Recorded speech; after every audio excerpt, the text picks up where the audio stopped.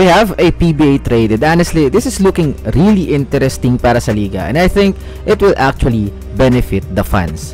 Titan Ultra is trading the rights of Dave Ildefonso papuntang Converge kapalit si Kobe Monhe at isang first round pick ng season 52, and for approval yung trade na to sa PBA board. So abangan natin kung i-approve nila or i-deny.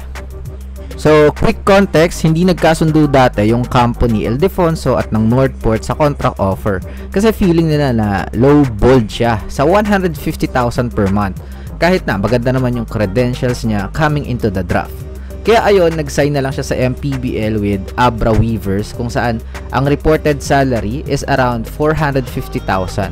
Sobrang layo nga naman doon sa offer ng Northport. Now, galing sa insider ng Titan Ultra, gusto rin naman talaga nilang i-sign si Dave. Pero may problema running yung MPBL contract niya, hindi nila alam kung lalaro ba siya agad sa PBA or tatapusin yung 2-year contract sa Abra.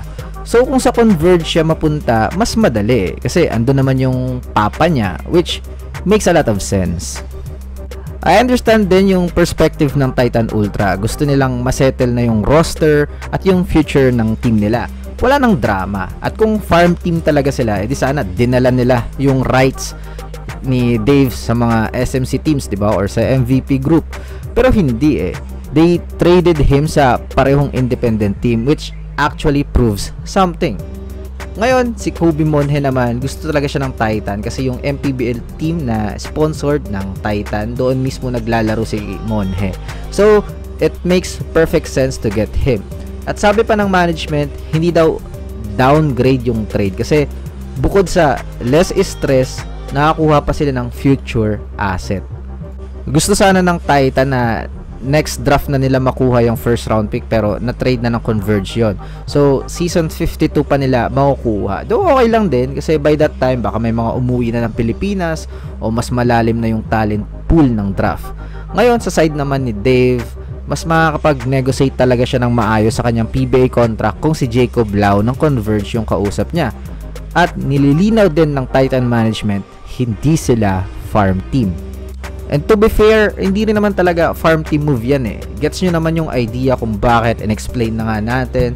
So yung kay Gio Halalo naman daw, umalis na talaga ng team noon pa kahit hindi pa nabibili ng Titan yung team. Nagpa-practice na sa TNT. So why would you absorb a player na ayaw sa team mo, diba? Tapos sa kaso naman ni Greg Slaughter, rumor is he's asking too much.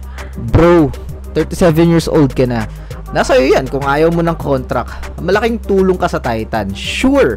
Pero hindi ka special priority para ma-stress yung bagong team.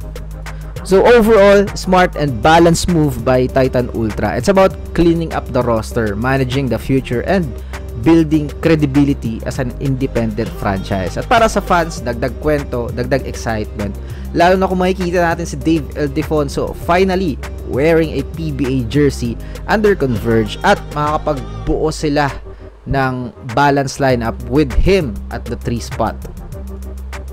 So ayun, i-approve kaya ng PBA board at trade ito, and for the Converge fans, masaya ba kayo? And ano yung tingin nyo ring move ng Titan na ito? So let me know all your thoughts in the comment section below. This is Again Hoop. See you in the next upload. Bye bye.